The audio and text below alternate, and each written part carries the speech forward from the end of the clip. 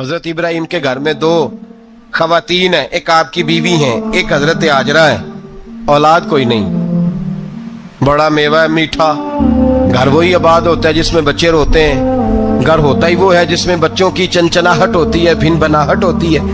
حضرت ابراہیم نے ایک بچہ روتے ہوئے دیکھا تو آنکھوں میں آنسو آئے، کہنے لگے ربی حب لی من الصالحین، یا اللہ مجھے بھی نیک اولاد عطا کر دے۔ حضرت سارہ نے سن لیا، کہنے لگی ابراہیم شاید میرے بطن سے تو آپ کو نصیب نہیں، ہاجرہ سے نکاح کر لو۔ جناب ہاجرہ سے نکاح ہوا۔ اللہ تو بڑا بے نیاز ہے، رب کریم نے حضرت اسماعیل جیسا خوبصورت بیٹا عطا فرمایا۔ بیٹا کالا سیاہ بھی ہو تو سینے کی ٹھنڈک ہوتا ہے، پر یہ تو وہ بیٹا ہے جس کی پیشانی میں نور محمدی چمکتا ہے صلی اللہ علیہ وسلم۔ حضرت سیدنا اسماعیل علیہ اتنے خوبصورت، اب جس بیوی کے ہاں بیٹا تھا بیٹھنا اٹھنا بھی زیادہ اس کے پاس، آنا جانا بھی اس کے پاس، توجہ ادھر ہو گئی۔ جناب سارہ رشک کرنے لگی، ایک دن کہنے لگی اسے چھوڑ آ جنگل میں، وادی غیر ذی زرع مکے کے پاس۔ بھائی ایک بیٹا عالم دین بنا لو، کہنے لگا روٹی کہاں سے کھائے گا؟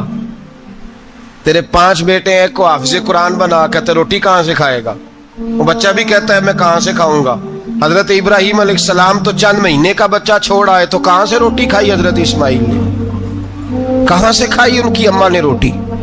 بھوکے مر جاتے ہیں یہ سارے۔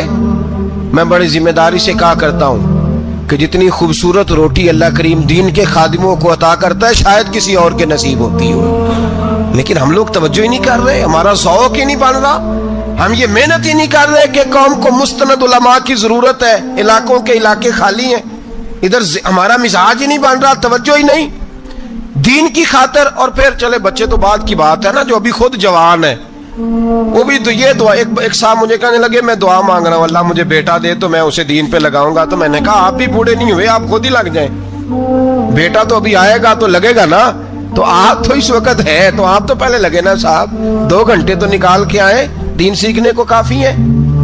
آپ اتنی لمبی سوچ رہے ہیں کہ بچہ آئے گا تو بڑا ہوگا تو وہ جائے گا تو دیکھی جائے گی، ابھی تو آپ ہیں تو آپ تو آؤ۔ حضرت ابراہیم نے بچہ وہاں چھوڑا۔ یہاں سے جو عمرہ کرنے لوگ جاتے ہیں نا، جو حج کرنے جاتے ہیں، ان کو پتا ہے کہ وہاں دنیا کی ہر نعمت ملتی ہے، پھر بھی ڈبل ٹرپل پیسے لوگ جیبوں میں ڈال کے جاتے ہیں۔ حضرت ابراہیم جب وہاں لے کے گئے تو کوئی انسان نہیں تھا، پانی کا قطرہ نہیں تھا، 2 کلو کھجوریں، ایک مشکیزہ، بیوی کو تھمایا۔ ہمارے گھر میں ہزاروں چیزیں پڑی ہیں لیکن وہ جو توکل ہے نا وہ ختم ہو گیا ہے۔ اللہ دے گا، حلال حلال پہ قناعت کرے، جائز جائز پہ بھروسہ کرے، رب کریم عطا کرنے والا ہے، وہ مزاج ختم ہو گیا۔ حضرت سیدنا ابراہیم علیہ السلام 2 کلو کھجوریں، ایک مشکیزہ پانی کا دے کر کے، اور وہاں بٹھایا آپ نے اپنے بچے کو اور اپنی زوجہ جناب ہاجرہ کو، اور بٹھا کر کے یہ واپس پلٹنے لگے تو حضرت ہاجرہ سلام اللہ علیہ نے آواز دی، کہا ابراہیم کس کے سہارے پہ چھوڑ کے جا رہے ہیں؟ جہاں آب زمزم کا کنواں ہے نا، جو لوگ گئے ہیں جنہوں نے صفا مروہ کی صحیح کی ہے، صفا مروہ سے باہر نکلے نا، سرکار کی ولادت کا مقام ہے، اس جگہ پہ آب زمزم کا کنواں تھا، وہاں حضرت سیدنا ہاجرہ کو بٹھایا، کوئی چیز نہیں، کوئی درخت نہیں، کوئی کھیت نہیں، کوئی پانی نہیں، کوئی کنواں نہیں، وہاں بٹھایا اور بٹھا کر کے نکلنے لگے تو جناب ہاجرہ فرمانے لگی ابراہیم کس کے سہارے پہ چھوڑ کے جا رہے ہو؟ کہنے لگے اللہ کے سہارے پہ۔ تو پاک باز بی بی نے ایک لفظ پوچھا، کہا ابراہیم یہ میرے رب کا حکم ہے، یہ میرے، بس جن کا عقیدہ توحید مضبوط ہو ان کے لیے ایک جملہ کافی ہوتا ہے، یہ میرے اللہ کا حکم ہے۔ تو جناب ابراہیم علیہ السلام فرمانے لگے ہاجرہ ہاں رب کا حکم ہے۔ جب یہ لفظ کہے تو چاہیے تھا نا حضرت ابراہیم تسلی دیتے، تو بی بی صاحبہ تسلی دینے لگی، عرض کرنے لگی ابراہیم اگر اللہ کا حکم ہے تو پھر آپ ہماری فکر نہ کرنا، اگر یہ رب کا حکم ہے تو پھر ہماری فکر نہ کرنا، جس رب نے ہمیں یہاں تک پہنچایا ہے وہ ہمیں کبھی بھی ضائع نہیں فرمائے گا، پھر فکر نہ کرنا۔ حضرت ابراہیم آ گئے، بات آپ نے سنی ہوئی ہے، اشارہ کرنا مقصود ہے۔ 13 سال میں چلے مان بھی لیا جائے بعض روایات کی روشنی میں کہ آتے جاتے بھی رہے، لیکن مکمل دیکھ بھال اپنے بچے کی परवरिश में पूरा हजरत इब्राहीम अलैहिस्सलाम का किरदार, सारा किरदार माँ का था। मैं जब खवातीन के बारे में कोई बात करता हूँ तो मैं आपको अक्सर कहता हूँ कि ये सिर्फ बीवी के लिए हुक्म नहीं होता, ये ट्रेनिंग बेटी को देनी है और बहन को देनी है। ये तरबियत करें अपने घर में। मैं तजर्बे की रोशनी में ये बात अर्ज किया करता हूं कि भाई, बच्चे बाप के फर्मा बरदार उस वक्त होते हैं जब अम्मा उन्हें बाप का फर्मा बरदार करती है, और बच्चे बाप के नाफरमान भी तब होते हैं जब अम्मा उन्हें बाप का। मैंने अपने कानों से सुना, एक दफा एक बच्चा अपने बाप से कह रहा है, आपने तो सारी जिंदगी बाहर गुजार दी, पैसे कमाना कौन सा मुश्किल काम है, दुख सुख तो सारे अम्मा ने बर्दाश्त किए, स्कूलों में वो जाती थी, फलाना काम वो करती थी, फलाना काम। अब ये सोच उसकी जाती तो नहीं, ये उसको दी गई है। और अगर उसको ये सोच दे दी जाए कि अम्मा कहे कि मैं तो अपनों में रही सारी जिंदगी, मैंने तो अपनों में वक्त गुजारा, और तेरा बाप तो कई दफा जनाजे भी नहीं पढ़ सका, उसने तो माँ बाप ऐसे दफन कर दिए, वो अगर ये सोच फराहम करे तो फिर बच्चा बाप का फर्मा बरदार होता है। और ये वाली रिवायतें हम बीवी को सुनाते हैं, हालांकि किसको सुनानी चाहिए? बोलिए, बहन और बेटी को। बहन और बेटी को सुनाएं ये बातें, उनको समझाएं, ताकि आगे जाके वो जो घर तरतीब दे वो घर बड़ा उम्दा और निखरा हुआ हो। हजरत सैयदना इब्राहीम 13 साल के बाद आए, चूंकि घर में अल्लाह तबारक व तआला की दोस्ती का चर्चा था, अल्लाह तबारक व तआला की महबूबियत का गलबा था।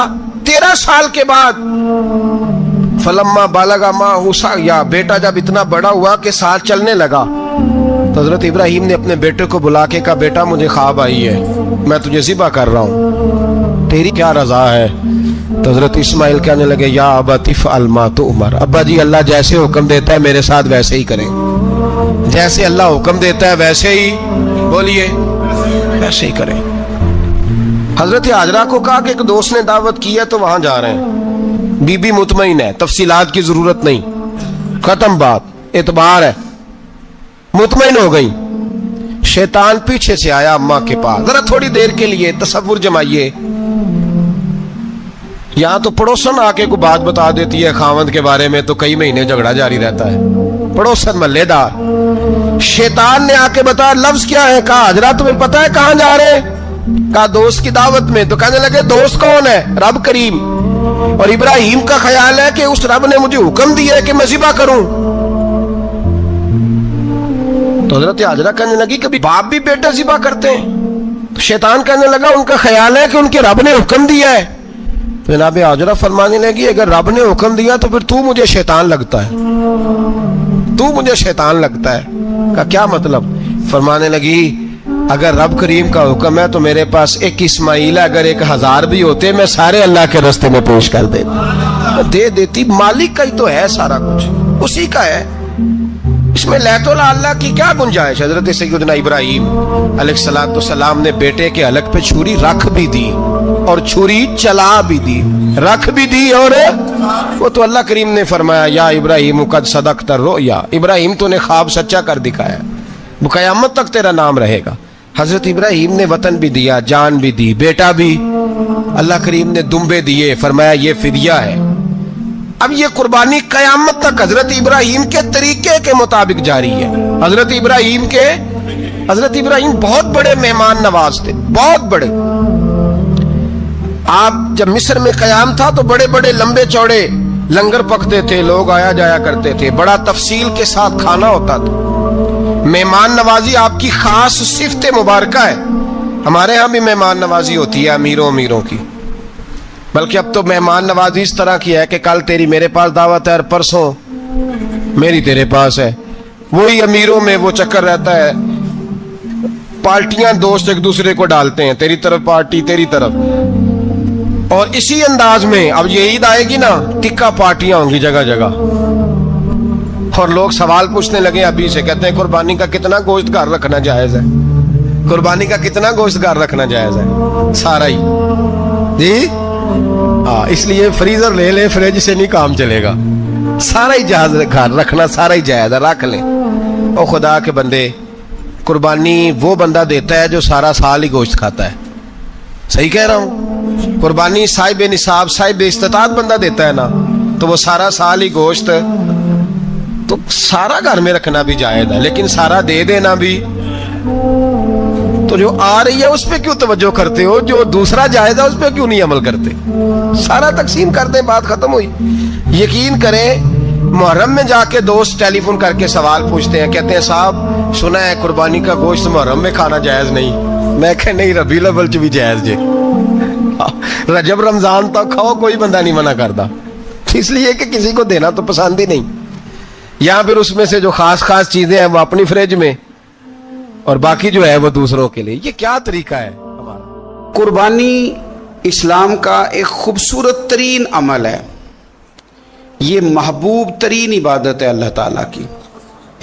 قربانی اپنی فضیلت کے لحاظ سے، عظمت کے لحاظ سے، اپنی بلندیوں کے لحاظ سے دین میں بڑا مقام رکھتی ہے، لیکن ہر چیز کا رنگ روپ بدل دیا جاتا ہے نا، چونکہ قربانی چلی آ رہی تھی حضرت ابراہیم خلیل اللہ علیہ السلام سے، تو اہل عرب جو تھے مشرکین مکہ قربانی کا تعارف وہ بھی رکھتے تھے، پر وہ قربانی کی حقیقت کو، قربانی کی حکمت کو، قربانی کے حسن کو، قربانی سے پھوٹنے والی روشنی کو سمجھنے سے ناآشنا تھے۔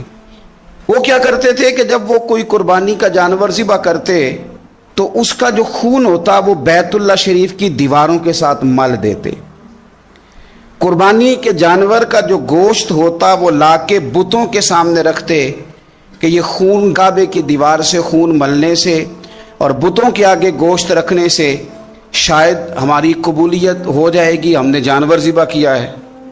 کمال ہے میرے رب کریم کی کتاب کا انداز بھی۔ قرآن مجید مختصر الفاظ کے اندر، مختصر جملوں کے اندر، اجمال کے اندر اتنی بڑی تفصیل بیان کر دیتا ہے کہ انسان کے ذہن کے، دل کے، دماغ کے دریچے کھل جاتے ہیں۔ اللہ کھانے پینے سے پاک ہے، بے نیاز ہے مالک۔ رب کریم نے فرمایا لن ینال اللہ لحومها، فرمایا ہرگز نہیں پہنچتا اللہ کی بارگاہ میں تمہارا گوشت، ولا دماؤها، اور نہ ان کے خون، نہ اس جانور کا گوشت اللہ کی بارگاہ میں پہنچتا ہے، نہ خون پہنچتا ہے، تو مالک پہنچتا کیا ہے؟ ولیکن ینالہ التقوی منکم، بلکہ رب کی بارگاہ میں تو تمہارے دلوں کا تقوی پہنچتا ہے۔ تمہارے دل میں کیا ہے، تم اپنے رب کی رضا کتنی چاہتے ہو، یہ بات جاتی ہے۔ گوشت اور خون تو یہاں رہ گیا، فرمایا نہ اللہ کی بارگاہ میں خون پہنچ رہا ہے جانور کا، نہ گوشت پہنچ رہا ہے، دل کا تقوی پہنچ رہا ہے۔ معنی کیا ہے کہ جانور خریدتے وقت بھی اپنے دل سے پوچھ لینا تیرا دل کیا کہتا ہے، نیت کس سے جانور تو لے رہا ہے، تیرا ارادہ کیا ہے، اور جب تو ذبح کرے تو بھی اپنے دل پہ توجہ رکھ، تیرے دل میں اس کے لیے کیا ہے، تیرے دل کے اندر تقوی کتنا ہے، اللہ کی رضا حاصل کرنے کا جذبہ کتنا ہے۔ اور جب تو اس کا گوشت بانٹے تو پھر بھی تیری نظر آنے والے بندے پر نہیں ہونی چاہیے، جس گھر میں گوشت جا رہا ہے اس گھر پر تیری نظر نہیں ہونی چاہیے، بلکہ تیری نظر تو رب کی رضا پہ رہنی چاہیے۔ اللہ کی بارگاہ میں جو چیز جائے گی وہ دل کا تقوی جائے گا، اپنے دل پر محنت کی جائے، دل کی خواہشات، دل کی نیتوں کو، ارادوں کو صحیح کیا جائے۔ ایک آیت نے سارا فلسفہ بیان کر دیا کہ نہ وہاں خون جاتا ہے نہ گوشت جاتا ہے، وہاں تو تمہارے دل کا تقوی جاتا ہے، تو جس چیز نے وہاں جانا ہے اس پر زیادہ توجہ ہونی چاہیے تھی، اس کا زیادہ خیال ہونا چاہیے تھا۔ یہ فلسفہ ہے قربانی کا کہ آپ کی نیت کیا ہے، کسی کام کے لیے آپ کا ارادہ کیا ہے۔ ہمارے ہاں قربانی کے ساتھ جس طرح جانور منسلک ہے نا، کہ قربانی میں جانور ہونا بڑا ضروری ہے اور قربانی کے لیے پیسے ہونا بڑا ضروری ہے، اسی طرح قربانی کے اس سارے سیزن کے اندر کسائی کا بھی بڑا رول ہے، اس کا بھی ایک بڑا کردار ہے، وہ بھی بڑی اہمیت کی حامل پرسنالٹی ہے ان دنوں میں، اور پہلے سے بڑے سارے معاملات ہیں، اور اس دن کسائیوں کے جو معاملات ہیں ان کی جو بھاگ دوڑ ہے وہ بھی ایک پوری داستان ہے، چونکہ بہت ساری جگہوں پہ انہوں نے جانا ہوتا ہے، اور جہاں وہ بیٹھے ہوتے ہیں ان کو بھی کافی جلدی ہوتی ہے کہ جلدی سے جانور ذبح ہو جائے، جلدی سے گوشت بن جائے، اور جس جگہ انہوں نے بعد میں جانا ہوتا ہے ان کے بھی 15 فون آ چکے ہوتے ہیں۔ تو وہ جو خاص اسلام حکم دیتا ہے اس موقع پر اور نبی پاک علیہ السلام کی جو خاص نصیحتیں ہیں اور حضور نے جو خاص احتیاطیں بتائی ہیں وہ احتیاطیں پوری نہیں ہوتی. دیکھیں آپ اس فلسفے کو سمجھیں کہ قربانی کی تعریف یہ ہے کہ مخصوص جانور مخصوص وقت میں اللہ کی رضا کے لیے ذبح کرنا ہے, اللہ کی رضا کے لیے. اب یہ نہیں ہے کہ آپ نے فٹافٹ آؤ دیکھا نہ تاؤ دیکھا, جس طرح کی چھری آپ کو مل گئی جس طرح ہو سکا بس اس کو مار دینا ہے. اسے ذبح کرنا ہے اور اچھے طریقے سے کرنا ہے. یہ حدیث آپ کو سیاستہ میں ملے گی, مسلم شریف میں ملے گی, ابو داؤد شریف میں ملے گی. حضرت شداد بن اوس رضی اللہ تعالیٰ عنہ حدیث کے راوی ہیں. نبی پاک صلی اللہ تعالیٰ علیہ وسلم نے فرمایا احسان کرنا اللہ نے فرض کیا ہے ہر چیز پر, مالک نے ہر چیز پر احسان کرنا فرض کیا ہے. تو فرمایا جب تم ذبح کرو تو اچھے طریقے کے ساتھ ذبح کرو, چھری کو تیز کرو, اور فرمایا ذبح ہونے والے جانور کو آرام پہنچاؤ. اچھے طریقے سے ذبح کرو, چھری تیز ہو, اسے آرام ہو, اسے تکلیف نہ پہنچاؤ. اچھے طریقے سے ذبح کرو, اسے ٹھنڈا ہو لینے دو, پھر اس کی کھال اتاری جائے, تھوڑی احتیاط کی جائے, اچھے طریقے سے چیزوں کو لیا جائے. آپ دیکھیے حضور ایک بات کرتے ہیں لیکن سوچ کے دھارے بدل کے رکھ دیتے ہیں. رسول کریم صلی اللہ تعالی وسلم گزر رہے تھے تو ایک شخص نے بکری کے پہلو پر پیر رکھا ہوا تھا اور وہ چھری تیز کر رہا تھا. یعنی بکری کو اس نے گرایا ہوا ہے, لٹایا ہوا ہے, اور پہلو پر پیر رکھا ہوا ہے, اور ساتھ ساتھ وہ چھری تیز کر رہا ہے. تو نبی پاک صلی اللہ تعالی علیہ وسلم نے کیا خوبصورت بات ارشاد فرمائی. حضور علیہ السلام فرمانے لگے تم اسے 2 موتیں دینا چاہتے ہو, دوہری تکلیف میں گویا تم مبتلا کرنا چاہتے ہو, اس کے سامنے ہی تم چھریاں تیز کر رہے. حضور فرمانے لگے 2 موتیں دینا چاہتے ہو, چاہیے تھا کہ پہلے سے یہ سارے اوزار تمہارے تیار ہوتے تو اس دن کسی ایمرجنسی کا شکار نہ ہو. 3 دن شریعت نے اسی لیے تو رکھے تھے, اسی لیے تو وقت رکھا تھا. آپ اس طرح کا کوئی ماحول نہ بنائیں جس سے جانور کو بھی تکلیف ہو, اذیت ہو. میں نے کہا کہ میرے کریم فرماتے ہیں رب نے ہر چیز پر احسان کرنا فرض کیا ہے. اچھے طریقے سے ذبح کریں, چھری کو تیز کریں, جانور کو آرام پہنچائیں. لیکن دکھ کی بات یہ ہے کہ ہم ایک دوسرے کا ساتھ نہیں دیتے, مقروض ذہنی اذیت کا شکار ہے. 3 دن ہے نا عید کے, تو ایک جوڑے سے بھی گزارے جا سکتے ہیں, ایک سے بھی. اکثر لوگ تو ویسے ہی عید کی نماز پڑھ کے سو جاتے ہیں, اور جو بیدار بھی ہیں وہ بھی کپڑے بدل کر کے جانور کے ذبح میں مشغول ہیں.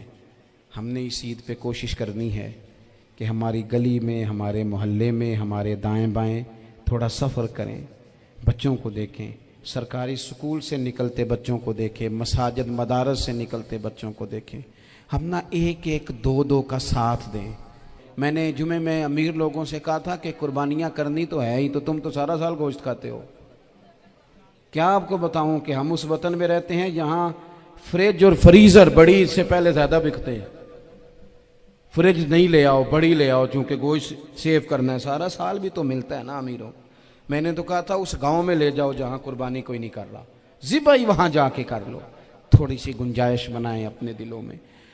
یہ ضروری نہیں کہ سامنے والا آپ کا شکریہ بھی ادا کرے, اپنے گھروں میں تھوڑا حوصلہ قناعت لائیں. حضرت عائشہ صدیقہ رضی اللہ تعالیٰ عنہ فرماتی ہیں ایسا نہیں تھا کہ ہمارے گھر کے اندر مال نہیں آتا تھا, اللہ کے فضل سے بڑا کچھ آتا تھا, لیکن فرماتی ہیں ہم احسار کر دیا کرتے تھے.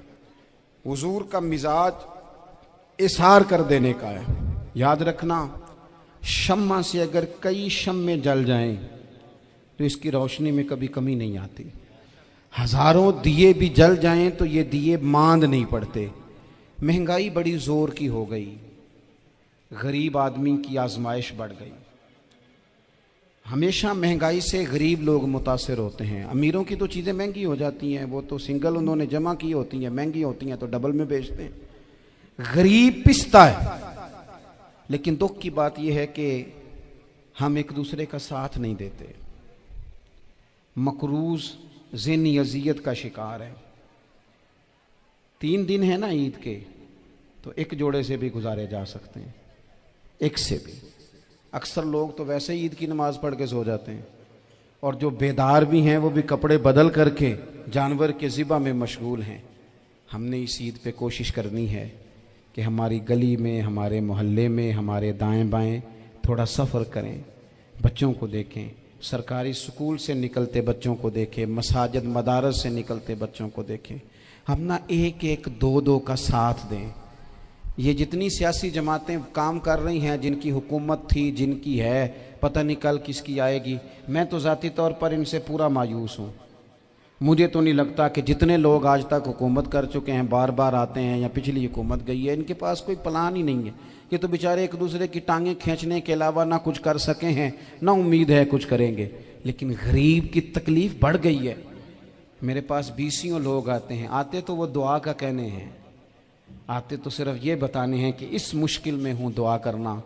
लेकिन दोस्तों, लोगों की बातें सुन के बड़ी तकलीफ़ होती है। हम क्या किसी की मदद कर सकते हैं? हमारे लिए तो मदारस चलाने मुश्किल हैं, लेकिन लोग अजियत का शिकार हैं। ज़हनी कर्ब के नीचे लोग आ गए, इतनी बड़ी अजियतें खड़ी कर दी गई हैं। थोड़ा थोड़ा देखो, 2 का खाना 3 भी तो खा ही सकते हैं ना, 3 का खाना 4 भी तो खा ही सकते हैं ना। मेरे महबूब ने हमें ये नहीं कहा था ज़्यादा गोश्त पकाना, बल्कि रसूल पाक ने तो रंग ही बड़ा सादा दिया है। करीम ने फरमाया, आयशा शोरबा ज़रा ज़्यादा कर लो, पड़ोसियों को भी सालन दे देंगे, थोड़ा शोरबा ज़्यादा कर लो, इसी को बढ़ा लो, थोड़ा शोरबा बढ़ा लें, थोड़ा थोड़ा एक दूसरे की मदद करें, दस्त शफकत रखें। गलियों में सुनसान लोग, अब तो लोग एक दूसरे से दुख भी नहीं कहते, वो कहते हैं देना किसी ने है कुछ नहीं, और तमाशा अलग से बन जाएगा। दोस्तों, हमने खुद एक दूसरे का हाथ बटाना है। जो लोग साहिब सरबत हैं, देखो एक ही बाप की औलाद होती है, एक को अल्लाह बड़ा नवाज देता है, 2-3 कमज़ोर रह जाते हैं, उसको चाहिए वो दूसरों पे दस्ते शफकत रखे। एक गली में सारे लोग एक ही कबीले के, एक ही इलाके के, एक आगे निकल गया है, उसे चाहिए वो दूसरों का ख्याल करे। अजीज़ भाइयों, हमने इस कमर तोड़ महंगाई के दौर में, मैंने जुमे में अमीर लोगों से कहा था कि कुर्बानियाँ करनी तो है ही, तो तुम तो सारा साल गोश्त खाते हो। क्या आपको बताऊं कि हम उस वतन में रहते हैं जहाँ फ्रिज और फ्रीज़र बड़ी इससे पहले ज़्यादा बिकते हैं। फ्रिज नहीं ले आओ, बड़ी ले आओ, चूँकि गोश्त सेव करना है, सारा साल भी तो मिलता है ना अमीरों। मैंने तो कहा था उस गांव में ले जाओ जहाँ कुर्बानी कोई नहीं कर रहा, ज़िबाई वहाँ जाके कर लो, थोड़ी सी गुंजाइश बनाएं अपने दिलों में। ये ज़रूरी नहीं कि सामने वाला आपका शुक्रिया भी अदा करे। हज़रत आयशा सिद्दीक़ा रज़ी अल्लाह ताला अन्हा, अम्मा जी एक कनीज़ रखी हुई थी, हज़रत उस्मान गनी ने दी थी कि आपकी खिदमत करेंगी। तो वो कनीज़ कहती है कि अम्मा जी तो मेरी भी रोटियां पका देती थी, वो तो मेरे लिए भी खाने का एहतमाम कर देती थी, लेकिन कोई दरवाजे पे अगर मांगने आता तो हज़रत आयशा सिद्दीक़ा मुझे कहती इसे खैरात दे आओ। तो मैं कहती अम्मा जी ये काम तो लोग दौड़ के करते हैं और आप ये मुझे कह रही हैं मैं कर दूं? तो हज़रत आयशा फरमाती जब कोई बंदा किसी को देता है तो वो शुक्रिया अदा करता है। मैं चाहती हूँ वो शुक्रिया भी तेरा ही अदा कर जाए, मैंने जो अजर लेना है वो रब की बारगाह से लेना है। तो मेरे भाई, अपनी ज़िंदगी में थोड़ा सा तो दिल बड़ा करें, थोड़ी थोड़ी गुंजाइश पैदा करें। और ये ज़रूरी नहीं कि उस बंदे का आपसे बड़ा अच्छा सलूक ही हो, ना भी हो उस गरीब का सलूक अच्छा, तो बाज़-औक़ात बंदा गरीबी में तल्ख भी तो हो ही जाता है ना। बाज़-औक़ात इंसान पे गुर्बत ज़्यादा आ जाए तो उसकी तबीयत भी तो, बीमार आदमी सख्त भी तो हो जाता है। तो मेरी आपसे ये गुजारिश है कि ये जो दिन चल रहे हैं वो हमारे यहाँ हमारे हुक्मरान कहते हैं मज़ीद सख्त फ़ैसले करने पड़ेंगे। वो मैंने कहा तुम्हारे लिए तो आसान है, इसलिए कि तुम तो जिस दफ्तर में बैठ के फ़ैसला करते हो उसकी तो बत्ती कोई नहीं जाती, तुम्हें क्या पता हो, वहाँ तो एसी भी 1 मिनट के लिए बंद नहीं होता। ये तो उससे पूछो बाप से कि जो ईद से पहले अपनी बीवी से मशवरा कर रहा है कि ईद आ गई है, अगर बेटी के घर कपड़े ना भेजे तो उसकी सास बातें करेगी। ये छोटी ईद गुजरी थी ना, तो हमारे यहाँ कुछ लोग समझते हैं कि सखावत सिर्फ रमज़ान में ही करनी है, और रमज़ान में सवाब ज़्यादा है, वरना राशन वंडन वाले और लोग को ईदों बाद भी भूख लग दीजिए, ईद के बाद भी उसी तरह ही गरीब के साथ पेट होता है, लेकिन तवज्जो नहीं। एक तो ज़ौक़ इल्म पैदा करें, एक अपने घर में इत्मीनान का माहौल लाएं। तीसरी गुजारिश ये है कि महंगाई और सख्ती के इस दौर में अपने मुसलमान भाइयों का, अजीज़ों का, अहले मोहल्ला का हाथ बटाएं, प्यार करें। तो मेरे अजीज़, अगर लोगों को मसाइल का पता चले तो सैकड़ों घर बच जाएं तबाह होने से, बड़े बड़े घर बच जाएं, लेकिन मसाइल नहीं आते। मेरे पास مسئلہ پوچھنے کے لیے کچھ لوگ آ گئے تو 4-5 سال کا بچہ بھی تھا جس کے والد نے غصے میں اپنی بیوی کو 3 طلاقیں دی تھی. تو چھوٹا سا بچہ، کپڑے بھی پھٹے پرانے، اور حالت بتا رہی تھی کہ غریبی ہے. تو جب میں نے مسئلہ بتایا کہ 3 طلاقیں ہو گئی ہیں تو واپس جانے لگے، تو بچہ مجھ سے کہتا ہے، دیہاتی آدمی تو کہنے لگا، مولوی صاحب میری اماں تے نانی کہنی اسن پوچھ کے آئی آپ کہ ہن اسی لہدا لہدا ہی رہنا ہے. تو اس بچے کی نونہال کی وہ کیفیت دیکھی تو میں رو پڑا. میں نے کہا یار یہ بچہ بیچارہ ماں باپ کے ہوتے ہوئے یہ یتیموں جیسی زندگی گزارے گا کیونکہ باپ نے طلاق دے دی. کس طرح مسائل نہیں بتائے لوگوں کو، تعلیم سے آگاہی نہیں کیا. اور اس میں بہت بڑا ظلم ہے ان لوگوں کا بھی جو جنازے پہ کھڑے ہو کے تو کہہ دیتے ہیں، میری طرح کے لوگ اچھے علماء کی بات نہیں کرتا، وہ کہہ دیتے ہیں دیکھو جن لوگوں کو جنازہ نہیں آتا. بھئی آپ نے کس دن عشاء کے بعد کلاس لگائی تھی جنازہ سکھانے کی؟ یہ تو آپ نے کہہ دیا لوگوں کو قرآن جی ٹھیک نہیں آتا. تو یہاں تو بیچاری بیبیاں جن کو صحیح پڑھنا نہیں آتا وہ مشن بنا لیتی ہیں کہ میں نے اتنے 100 کو قرآن پاک پڑھانا ہے، بیوہ ہو گئی ہوں، طلاق یافتہ ہو گئی ہوں، ساری زندگی قرآن پڑھاؤں گی. ہم کیوں یہ مشن نہیں بناتے؟ کیوں اس طرف سفر نہیں کرتے؟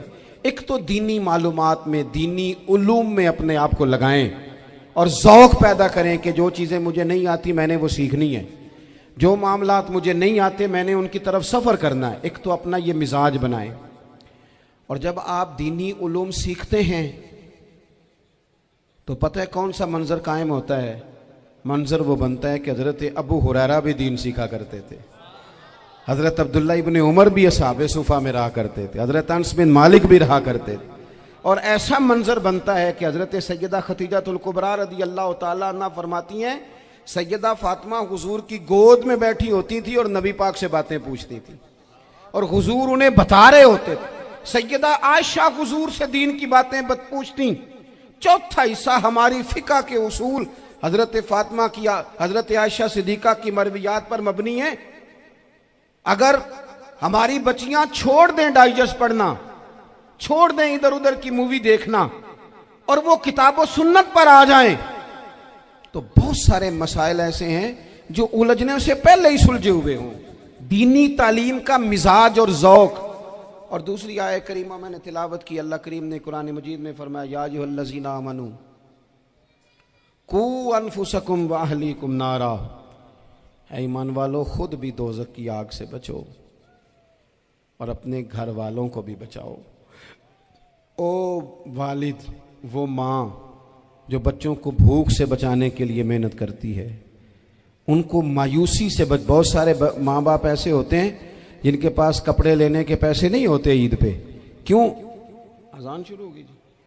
عزیز بھائی، جس طرح ہم اپنے بچوں کو دیکھیں، بہت سارے ماں باپ کے پاس گنجائش نہیں ہوتی، لیکن اس نیت سے کہ بچوں کے دل ٹوٹ جائیں گے، عید پہ کیسے گزارا کریں گے، مشکل سے بھی کپڑے خرید کے دیتے.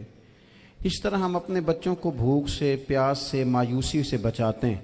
اس طرح ہمارے رب نے ہمارے ذمے لگایا ہے کہ تم اپنے بچوں کو کوشش کرو دوزخ کی آگ سے بچانے کی. حضرت عمر فاروق رضی اللہ تعالیٰ عنہ نے عرض کیا تھا یا رسول اللہ صلی اللہ تعالیٰ علیہ وسلم، اس آیہ کریمہ کا معنی کیا ہے؟ تو محبوب کریم علیہ السلام نے فرمایا عمر، جن چیزوں کا اللہ تمہیں حکم دیتا ہے تم اپنے گھر والوں کو ان چیزوں کا حکم دو، جن چیزوں سے رب رسول تمہیں منع کرتے ہیں اپنے گھر والوں کو ان سے روکو، اپنے گھر کے اندر نفاذ دین کرنے کی کوشش کرو. میرے بھائی، بہت زیادہ آزمائش ہے ہمارے گھروں میں، بے چینیاں ہیں، اضطراب ہے، بچوں میں سختی ہے، بہن بھائی ایک دوسرے کے ساتھ لڑتے ہیں، مزاجوں میں تلخی آ گئی. کیوں بھلا؟ اس لیے کہ ماں باپ کو جو بہترین کردار اور جو حسین طریقہ گھر میں اپنانا چاہیے تھا. بچے تقریر باہر سے سنتے ہیں لیکن وہ فالو اپنے ماں باپ کو کرتے ہیں. اگر ماں باپ میں حوصلہ ہو، صبر ہو، اطمینان ہو، خودداری ہو، تھوڑے پر گزارا کرنے کا مزاج ہو. دیکھیں نا، آج ڈپریشن ہے، ٹینشن ہے، پینکس اٹیکس ہیں، بڑی ساری چیزیں آ گئی ہیں. کیوں بھلا؟ صبر نہیں، تحمل نہیں، بردباری نہیں. آزمائے. ایک دن ایک بچہ میرے پاس آ گیا مدرسے کا اور آ کے وہ رونے لگا. میرے گھر والے کہنے لگے کھانا چھوڑ دیں، پہلے اس کی بات سن لے. میں نے کہا پتر کیا ہوا؟ کسی نے مارا ہے؟ کسی استاد نے؟ کہنے لگے نہیں حضرت، घर फ़ोन किया था तो मेरी अम्मा और अब्बा की लड़ाई हो रही है। बच्चा कांप रहा है, टांगे कांप रही हैं। मैंने कहा क्या हो क्या गया तुम्हें पुत्र, लड़ाई हो रही है तो घरों में हो ही जाती है। कहने लगे नहीं, आपको पता नहीं, वो बड़ा सख्त लड़ते हैं। मेरे वालिद जब मेरी वालदा को मारने के लिए आगे बढ़ते हैं तो हम सारे चारपाइयों के नीचे छुप जाते हैं, हमें खौफ आता है, वो मंजर खतरनाक होता है। ये कौन तकलीफ दे रहा है अपने बच्चों को? यहां बैठे हमारे यहां मीलों दूर रहते थे उसके घर वाले, तो वो तकलीफ में था, तो घर में क्या कैफियत होगी? अगर हौसला हो, सब्र हो, कनात हो, अल्लाह के दिए हुए थोड़े रिस्क पर हमें राजी रहना आता हो, हमारे घरों में सुकून आए, इत्मीनान आए, हम जो जिंदगी बड़ी खुशी खुशी गुजार सकते हैं। हमारे मिजाजों का लालच, हमारी तबीयतों की बेराह रवी, हमारी झूठी अना का बुत, उन सारी चीजों को खत्म कर देता है। अपनी जिंदगी के अंदर अगर हम वो किरदार अपने बच्चों को दें, थोड़ा शोरबा बढ़ा लें, थोड़ा थोड़ा एक दूसरे की मदद करें, दस्त शफकत रखें। गलियों में सुनसान लोग, अब तो लोग एक दूसरे से दुख भी नहीं कहते, वो कहते हैं देना किसी ने है कुछ नहीं, और तमाशा अलग से बन जाएगा। दोस्तों, हमने खुद एक दूसरे का हाथ बटाना है। जो लोग साहिब सरबत हैं, देखो एक ही बाप की औलाद होती है, एक को अल्लाह बड़ा नवाज देता है, 2-3 कमज़ोर रह जाते हैं, उसको चाहिए वो दूसरों पे दस्ते शफकत रखे। एक गली में सारे लोग एक ही कबीले के, एक ही इलाके के, एक आगे निकल गया है, उसे चाहिए वो दूसरों का ख्याल करे। अजीज़ भाइयों, हमने इस कमर तोड़ महंगाई के दौर में, मैंने जुमे में अमीर लोगों से कहा था कि कुर्बानियाँ करनी तो है ही, तो तुम तो सारा साल गोश्त खाते हो। क्या आपको बताऊं कि हम उस वतन में रहते हैं यहाँ फ्रिज और फ्रीज़र बड़ी इससे पहले ज़्यादा बिकते हैं। फ्रिज नहीं ले आओ, बड़ी ले आओ, चूँकि गोश्त सेव करना है, सारा साल भी तो मिलता है ना अमीरों। मैंने तो कहा था उस गांव में ले जाओ जहाँ कुर्बानी कोई नहीं कर रहा, ज़िबाई वहाँ जाके कर लो। थोड़ी सी गुंजाइश बनाएं अपने दिलों में। ये ज़रूरी नहीं कि सामने वाला आपका शुक्रिया भी अदा करे। हज़रत आयशा सिद्दीक़ा रज़ी अल्लाह ताला अन्हा, अम्मा जी एक कनीज़ रखी हुई थी, हज़रत उस्मान गनी ने दी थी कि आपकी खिदमत करेंगी, तो वो कनीज़ कहती है कि अम्मा जी तो मेरी भी रोटियां पका देती थी, वो तो मेरे लिए भी खाने का अहतमाम कर देती थी, लेकिन कोई दरवाजे पे अगर मांगने आता तो हज़रत आयशा सिद्दीक़ा मुझे कहती इसे खैरात दे आओ। तो मैं कहती अम्मा जी ये काम तो लोग दौड़ के करते हैं और आप ये मुझे कह रही है मैं कर दूं? तो हज़रत आयशा फरमाती जब कोई बंदा किसी को देता है तो वो शुक्रिया अदा करता है। मैं चाहती हूँ वो शुक्रिया भी तेरा ही अदा कर जाए, मैंने जो अजर लेना है वो रब की बारगाह से लेना है। तो मेरे भाई अपनी ज़िंदगी में थोड़ा सा तो दिल बड़ा करें, थोड़ी थोड़ी गुंजाइश पैदा करें। और ये ज़रूरी नहीं कि उस बंदे का आपसे बड़ा अच्छा सलूक ही हो, ना भी हो उस गरीब का सलूक अच्छा, तो बाज़-औक़ात बंदा गरीबी में तल्ख भी तो हो ही जाता है ना।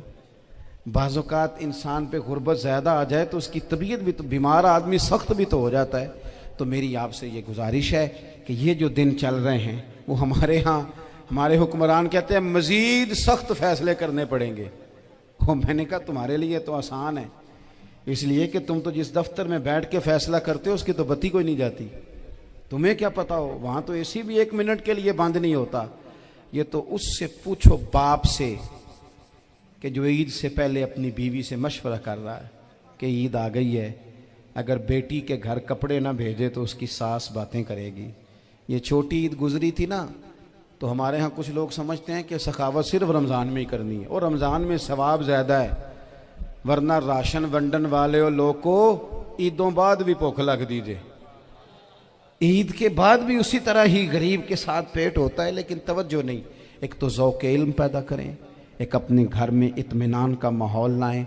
तीसरी गुजारिश ये है कि महंगाई और सख्ती के इस दौर में अपने मुसलमान भाइयों का, अजीज़ों का, अहले मोहल्ला का हाथ बटाएं, प्यार करें।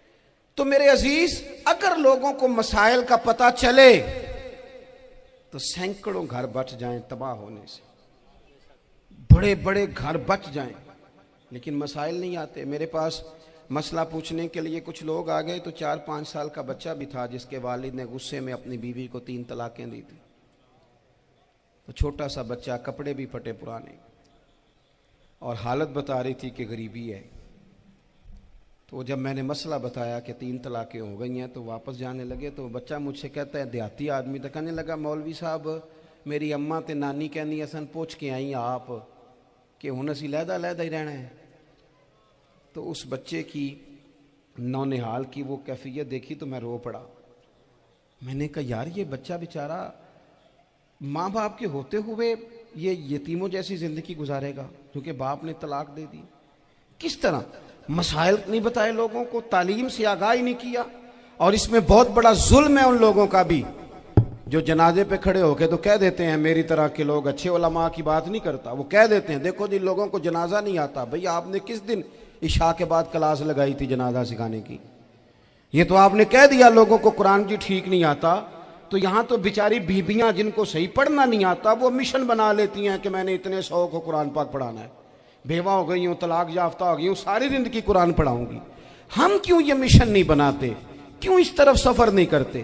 ایک تو دینی معلومات میں، دینی علوم میں اپنے آپ کو لگائیں اور ذوق پیدا کریں کہ جو چیزیں مجھے نہیں آتی میں نے وہ سیکھنی ہے، جو معاملات مجھے نہیں آتے میں نے ان کی طرف سفر کرنا ہے۔ ایک تو اپنا یہ مزاج بنائیں، اور جب آپ دینی علوم سیکھتے ہیں تو پتہ ہے کون سا منظر قائم ہوتا ہے؟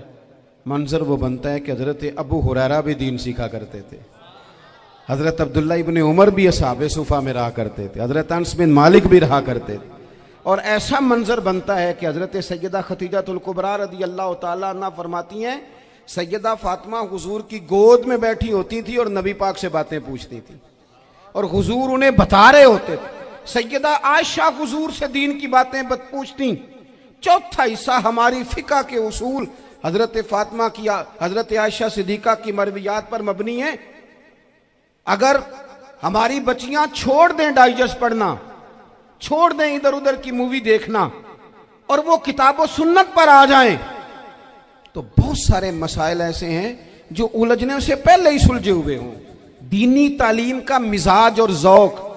اور دوسری آیت کریمہ میں نے تلاوت کی، اللہ کریم نے قرآن مجید میں فرمایا یا ایھا الذین آمنوا قوا انفسکم واہلیکم نارا، اے ایمان والو خود بھی دوزخ کی آگ سے بچو اور اپنے گھر والوں کو بھی بچاؤ۔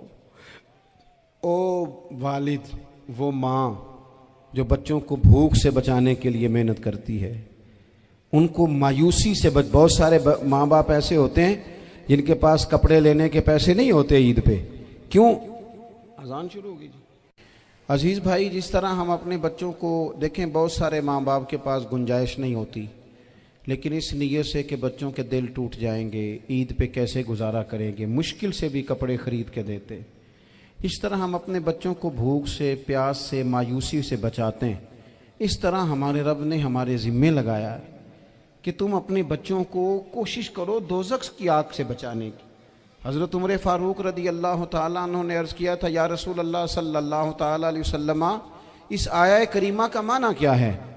تو محبوب کریم علیہ السلام نے فرمایا عمر، جن چیزوں کا اللہ تمہیں حکم دیتا ہے تم اپنے گھر والوں کو ان چیزوں کا حکم دو، جن چیزوں سے رب رسول تمہیں منع کرتے ہیں اپنے گھر والوں کو ان سے روکو، اپنے گھر کے اندر نفاذ دین کرنے کی کوشش کرو۔ میرے بھائی، بہت زیادہ آزمائش ہے ہمارے گھروں میں، بے چینیاں ہیں، اضطراب ہے، بچوں میں سختی ہے، بہن بھائی ایک دوسرے کے ساتھ لڑتے ہیں، مزاجوں میں تلخی آ گئی۔ کیوں بھلا؟ اس لیے کہ ماں باپ کو جو بہترین کردار اور جو حسین طریقہ گھر میں اپنانا چاہیے تھا، بچے تقریر باہر سے سنتے ہیں لیکن وہ فالو اپنے ماں باپ کو کرتے ہیں۔ اگر ماں باپ میں حوصلہ ہو، صبر ہو، اطمینان ہو، خودداری ہو، تھوڑے پر گزارا کرنے کا مزاج ہو۔ دیکھیں نا، آج ڈپریشن ہے، ٹینشن ہے، پینکس اٹیکس ہیں، بڑی ساری چیزیں آ گئی ہیں۔ کیوں بھلا؟ صبر نہیں، تحمل نہیں، بردباری نہیں۔ آزمائے۔ ایک دن ایک بچہ میرے پاس آ گیا مدرسے کا اور آ کے وہ رونے لگا۔ میرے گھر والے کہنے لگے کھانا چھوڑ دیں، پہلے اس کی بات سن لے۔ میں نے کہا پتر کیا ہوا؟ کسی نے مارا ہے کسی استاد نے؟ کہنے لگے نہیں حضرت، گھر فون کیا تھا تو میری اماں اور ابا کی لڑائی ہو رہی ہے۔ بچہ کانپ رہا ہے، ٹانگیں کانپ رہی ہیں۔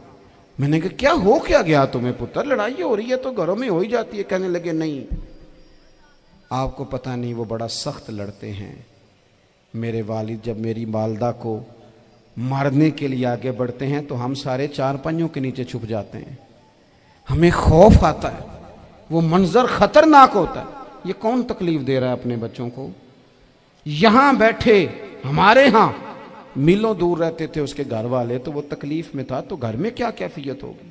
اگر حوصلہ ہو، صبر ہو، قناعت ہو، اللہ کے دیے ہوئے تھوڑے رزق پر ہمیں راضی رہنا آتا ہو، ہمارے گھروں میں سکون آئے، اطمینان آئے، ہم جو زندگی بڑی خوشی خوشی گزار سکتے ہیں، ہمارے مزاجوں کا لالچ، ہماری طبیعتوں کی بے راہ روی، ہماری جھوٹی انا کا بت، ان ساری چیزوں کو ختم کر دیتا ہے۔ اپنی زندگی کے اندر اگر ہم وہ کردار اپنے بچوں کو دیں